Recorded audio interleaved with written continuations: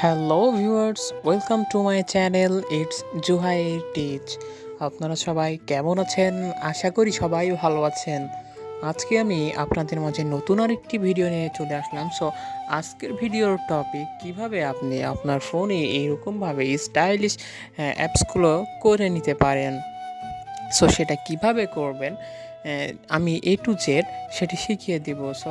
পুরো ভিডিওটি না টেনে দেখতে থাকুন এবং যারা চ্যানেল নিয়ে নতুন ভিডিও দেখছেন তারা চ্যানেলটিকে সাবস্ক্রাইব করে দিন এবং একটি লাইক দিয়ে পাশেই থাকুন। তো গাইজ, চলুন ভিডিওটি শুরু করা যাক।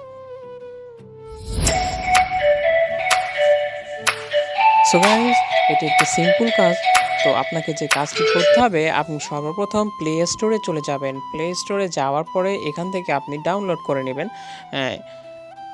এখানে গিয়ে আপনি সার্চ বক্সে সার্চ করবেন রোলিং আইকন নামে। রোলিং আইকন নামে সার্চ করলে আপনার একটি অপশন চলে আসবে উপরেই। উপরের অপশনটিতে ক্লিক করে আপনি ডাউনলোড করে নেবেন। আমার যেহেতু ডাউনলোড করা আছে তাই আমি ডাউনলোড করছি না।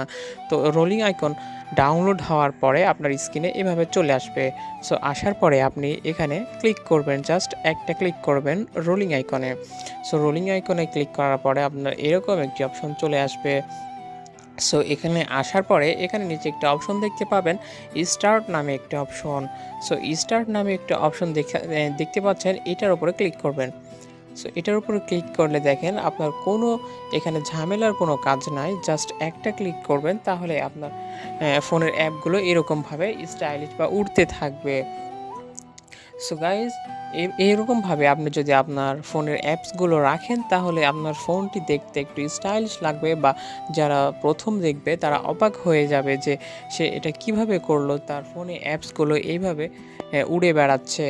আপনি চাইলে এখানে দেখেন স্ক্রিনের উপরে অ্যাপসের উপরে হাত দিয়ে আপনি উপরে তুলে ছুঁড়ে ফেলে দিতে পারেন। তো এখানে আপনি এইভাবে খেলা করতেও পারেন।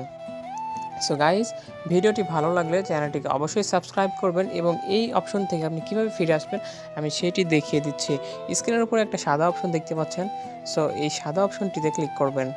সাদা অপশনটিতে ক্লিক করার পরে এখানে চারটা অপশন দেখতে পাবেন। চারটা অপশনের এই যে হোমে ক্লিক করবেন। হোমে ক্লিক করলে আপনাকে তারা হোমে নিয়ে চলে আসবে।